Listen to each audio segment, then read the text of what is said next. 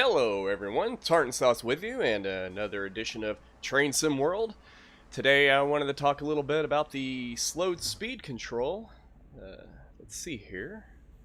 Some people seemed a little confused about that.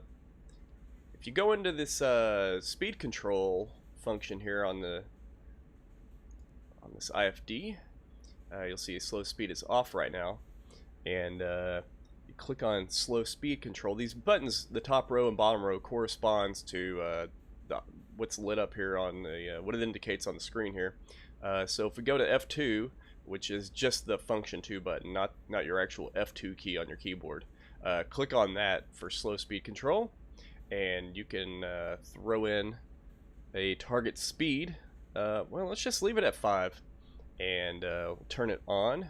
As you see there, F1 corresponds with on off. And so now that should be engaged. Let's exit from there, and let's see. Oops. Speed control. All right, I'm just gonna go back on into there. Let's take our brakes off here and release. Now when you go forward with your reverser and go from idle to power 1, and just leave it there in power 1, it should progress to where it's you're only doing 5 miles an hour. Now, because this particular train has a lot loaded onto it, this may take a little bit for it to get rolling here. But once we get to 5 miles an hour, it should hold pretty well at 5. This is good for, you know, things like, especially in the let's see, I think it was called Powering America or something like that, where you're loading up the coal cars. It's good for keeping a low speed, because, you know, if you keep it around like 1.5 knots or what, or not knots, miles per hour, you can actually like load the cars efficiently and not have to keep accelerating and decelerating. So it's kind of useful for that. I suppose if you're in an area where you wanted to, you know, keep a certain speed, it only works up to 10 miles per hour. I'm not sure where that'd be useful, because I think most of the places are at least have speed limits above 15 miles an hour. But for whatever reason, if you're just moving around the train yard, you know, and switching cars or what have you, this is useful for that. And as you might have noticed, the power is fluctuating up and down as it's trying to keep that 5 miles an hour going. I suppose if you were to add just a little bit of, let's go to minimum reduction, see what happens. It might level out the fluctuations a little bit.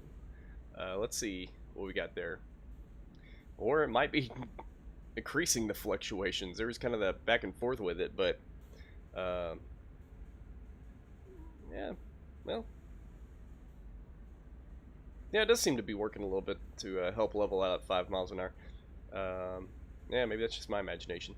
Alright, I'm going to take the brakes off here, and let's see what happens. If it continues to fluctuate, or if it'll go back to 5 and hold steady. But either way, that is how you do the slow speed control. Just set your target speed. You have the increments of, you know, hundredths or tenths of a mile per hour on up to 1, and you add or subtract those. I'm not sure what this train line sand is. Oh, you can just turn that on, it looks like. Well, maybe not. It looks like it turned it on but turned it off.